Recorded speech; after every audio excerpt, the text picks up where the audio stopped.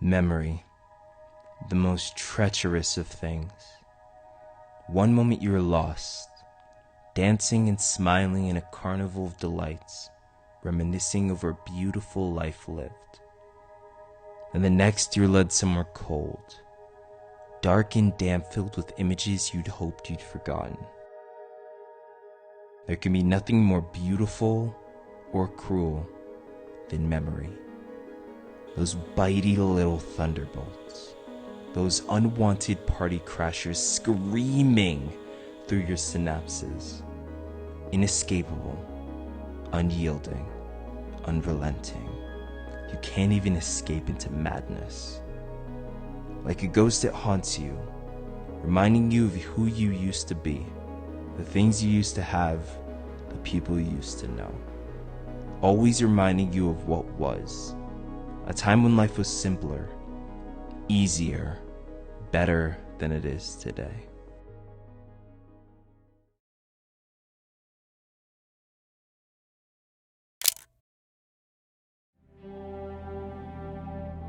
You're falling, zipping through the air, approaching the ground at breakneck speed.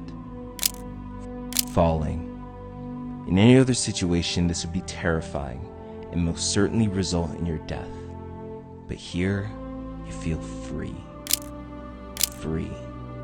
Free falling. So you're falling. You see the ground beneath you, all those people, going about their lives, each with their own worries, dreams, aspirations, and stresses. But none of that matters up here. None of it matters at all.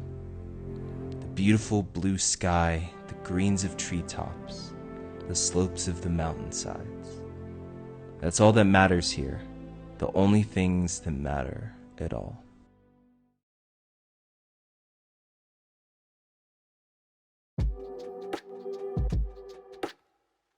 Last summer, when I was driving up the Pacific Coast Highway from San Diego to Alaska, I met a girl. On a warm summer's day, I pulled over at a rest stop to fill up my motorcycle. I've been driving for over 3 hours now, and I need some food, fuel, and fun. While in line at a gas station convenience store, I saw this beautiful woman outside running her hand wistfully across my motorcycle before walking away. Thinking nothing of it, I paid for my food and water, went back to my motorcycle, and prepared to leave when she shouted, "Hey, this is yours?" I looked at my bike and smiled back. "It is." With a wink, I asked, "Thinking of stealing it for yourself?" She laughed, gave a coy smile, and whispered, "Maybe," and then walked away. I watched her walk away with a stupid grin on my face as I shook my head and drove off towards my motel. The plan was to stay for a few nights and then continue up the Golden Coast at dawn, slowly inching my way up to Alaska. After half an hour or so, I found my motel. I unpacked what little I had in my backpack on my bed, took a shower, and headed out to the local bar. For a small bar, it was quite a lively one.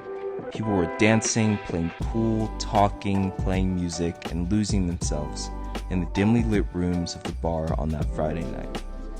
I ordered myself a drink, something strong, but that would last a while, and found myself a spot in the back corner of the bar. I put my back against the wall, closed my eyes, and let my mind drift away.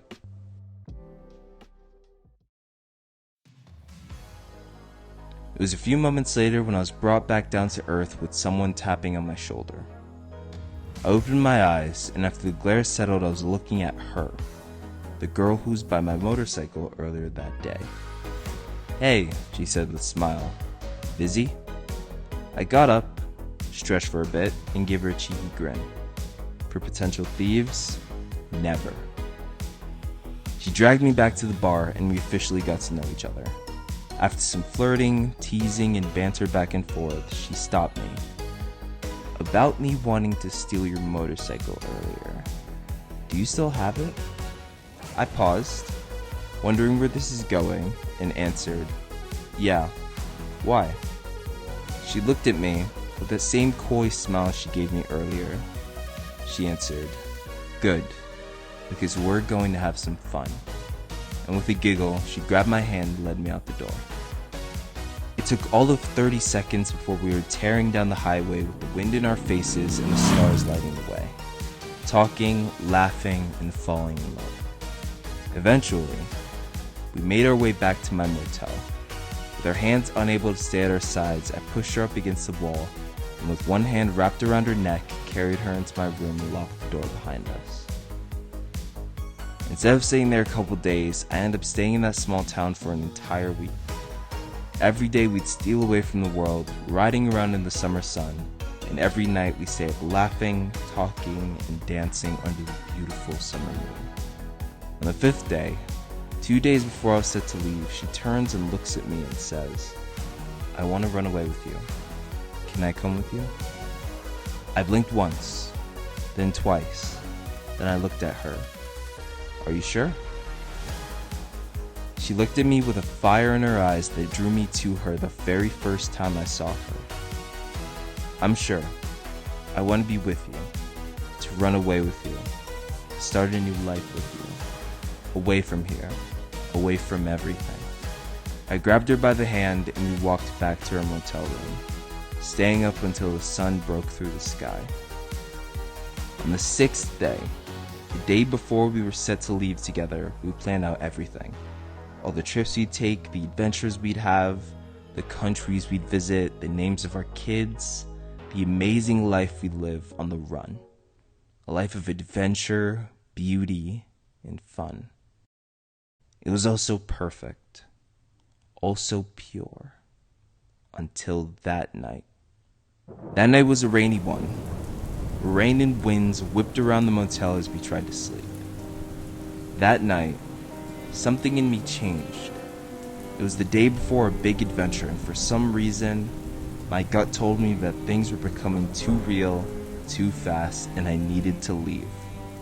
I needed to leave her behind and continue without her. I needed to go. Around sunrise, the rain came to a stop. It was about 6 a.m. when the sun filtered through the motel window, letting me know it was time to leave. I unwrapped her from around me, put on my jacket, gave her a kiss on the forehead, and started to pack my things to hit the road again.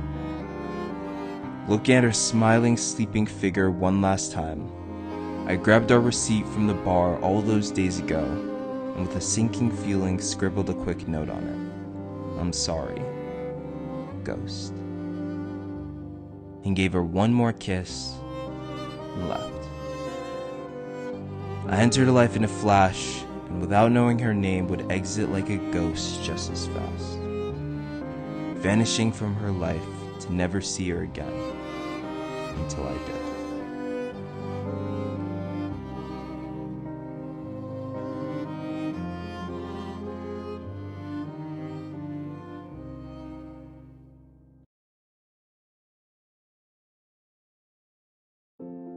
It was spring of 2023. Utah was finally starting to come to life as the snow and ice that had gripped it since November was beginning to melt away, and the beautiful purples, yellows, blues, and pinks of spring started to dazzle the green around us. Life was breathed back into the state as the white sheet that had covered it in the months prior was beginning to peel away. As an introduction to the new season, I decided I would check out the southern part of the state, because one, at this point in the year, it was perfect time to do so. It would neither be too hot nor too cold to visit, and two, it was a beautiful place that I'd never seen before.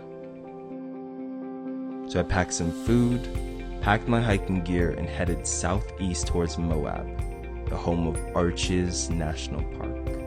The road down was absolutely beautiful. I passed by some snow, some grasslands with farms, a barren empty desert, and a beautiful blue-green lake.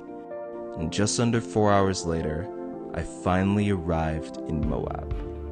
I checked into my hotel, unpacked my things, dressed up, and headed to my first stop, Arches National Park. I'd seen it in pictures, in movies, and videos online, but nothing truly prepared me for the breathtaking and awe-inspiring displays that awaited me at Arches National Park. When you head to Arches, You start here at the visitor center. Here's where you check in, show your timed entry pass, and pay a small entrance fee. After this point, you find yourself on the Park Avenue Trail. On this trail, you're caught in between some beautiful canyons that dazzle the space around you with brilliant orange as you're hiking through it. The trail here is very primitive, so it's advised that you stay on the trail as much as possible and have sturdy and durable hiking boots to hike over the many-sized rocks that show up on this trail.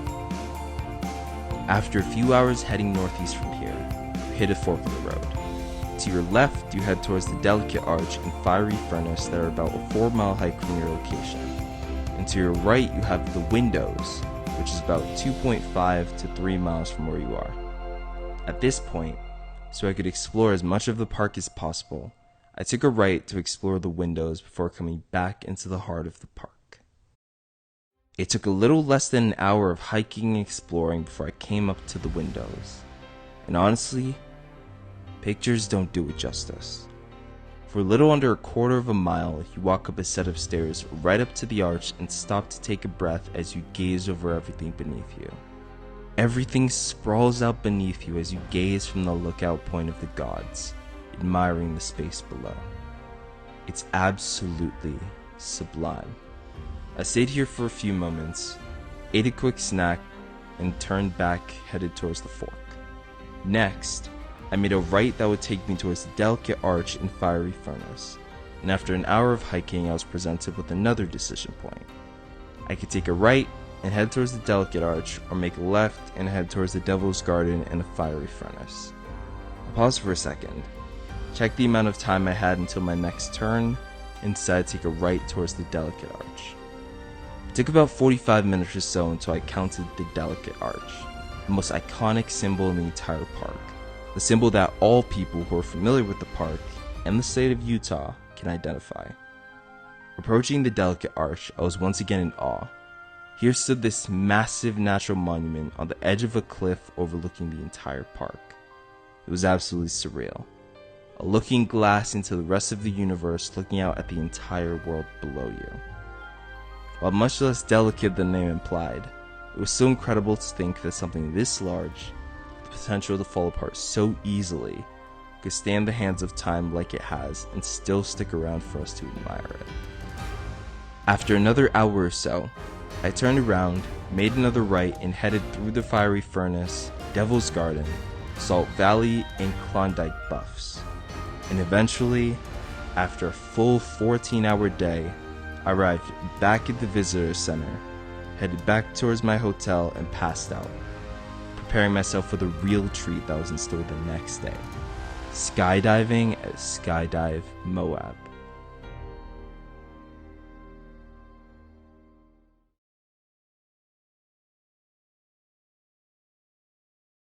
I woke up bright and early, showered, grabbed some breakfast, and went for a little jog to ease some pre-fall jitters. After about an hour or so, it was finally time to head down and do this thing. It was time to go skydiving.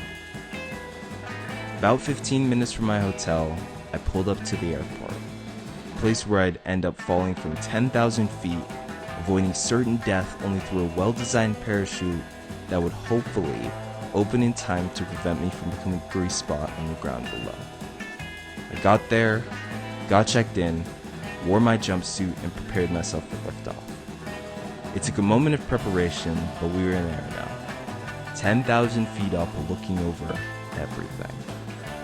Looming canyons, plateaus, and mountains became insignificant now. The winding, twisting rivers of both concrete and water carved up the earth below. The view was breathtaking. It was about a minute of looking over everything below when it was finally time to jump. A breath, a quick prayer, then 3, 2, 1, jump. And just like that, we were out the door, falling at breakneck speed towards the ground below.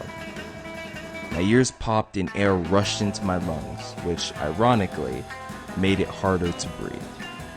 You could feel the wind pushing up against you as you hurtled like an asteroid toward the ground. You're falling, zipping through the air, approaching the ground at breakneck speed, falling. In any other situation, this would be terrifying and will certainly result in your death. But here, you feel free falling. So you're falling. You see the ground beneath you, all those people, going about their lives, each with their own worries, dreams, aspirations, and stresses. But none of that matters up here. None of it matters at all. The beautiful blue sky, the greens of treetops, the slopes of mountainsides. It's all that matters here. The only things that matter at all.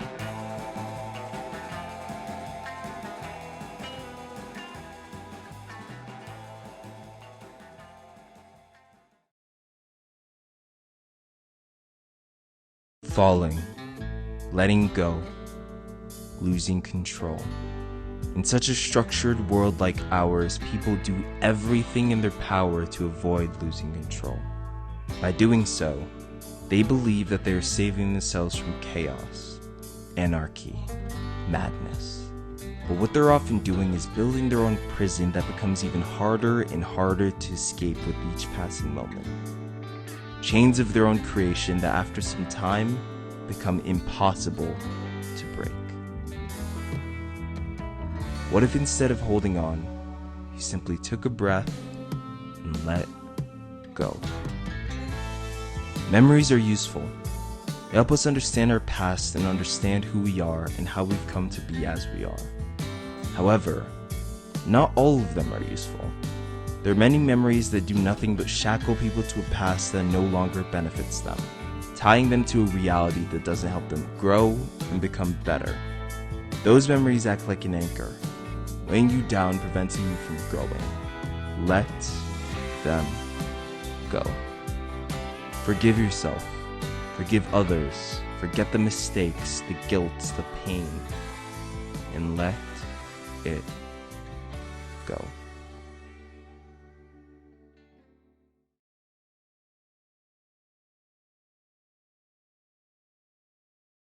I was driving back up towards Salt Lake City from Moab when I stopped at a gas station in Salina to fill up my car and grab some food before continuing with the rest of my trip.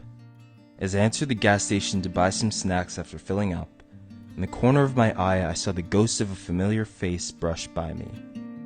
The same dirty blonde hair, deep mahogany brown eyes, and gorgeous smile. I turned to meet her eyes, but she vanished. Thinking I was imagining things, I moved to a different aisle and there she was, picking up some notebooks with the same pink bubblegum I saw her chewing on when we first met. We locked eyes and froze. Instantly, a wave of guilt overcame me as I remembered the night we had together and how abruptly I'd left. I promised her the world, a world where we'd run away together, see the world together, live the rest of our lives together as one. But instead, I left. Without a single word, I left, vanishing and leaving without a trace, leaving broken memories, broken promises, broken dreams in my place. All the guilt from the past washed over me in waves as I looked at her, the same face I'd lied to all those years ago. The smile on her face dropped a bit as she stood up and took a step closer. We stayed like that for a few seconds, frozen in time, until she broke out into a smile and wrapped her arms around me in a hug. It took a moment for me to register what was going on, but I squeezed her back as she began to cry. I began to apologize, saying how sorry I was for leaving, for not letting her know, for never calling, texting, coming back. But she cut me off, and with her next 5 words I knew that we were going to be okay. She wiped the tears off her eyes, looked at me, and said, "It's okay." And with watery eyes, she stared at me, and with a small smile whispered, "I missed you."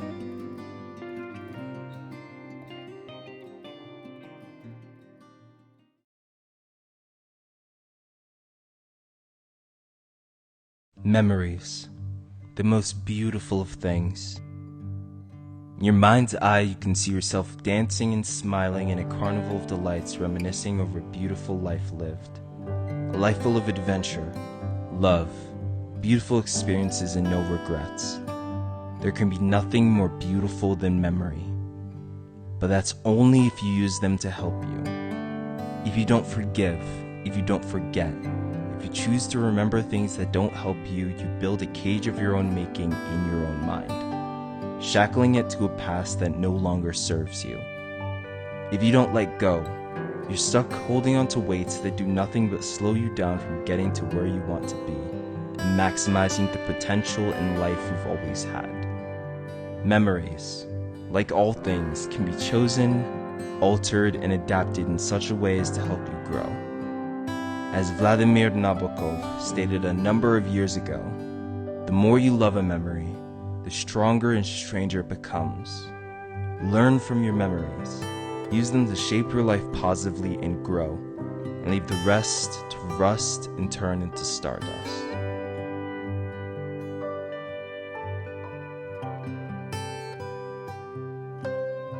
Falling, zipping through the air, approaching the ground at breakneck speed. Falling. In any other situation, this would be terrifying and most certainly result in your death. But here, you feel free, falling. So you're falling. You see the ground beneath you, all those people, going about their lives, each with their own worries, dreams, aspirations, and stresses. But none of that matters up here. None of it matters at all. The beautiful blue sky, the greens of treetops, the slopes of mountainsides. That's all that matters here. The only things that matter at all. It can be your ghost, haunting you, reminding you of who you used to be, the things you used to have, people you used to know. Or it can be a cool summer breeze caressing you, reminding you of who you were, the beautiful things you've had, and the people you've met along the way. Over 2,000 years ago, Marcus Aurelius is quoted as saying, "The happiness of your life is determined by the quality of your thoughts." I'll go a step further in saying that the happiness of our lives is not dictated by our thoughts, but instead dictated in how we save them as memories. How we file away our thoughts as stories to either help us or hurt us in the future. And with this comes an obvious question. Will you allow your memory to be your blessing, or will it be your curse? The choice, as with everything, is yours.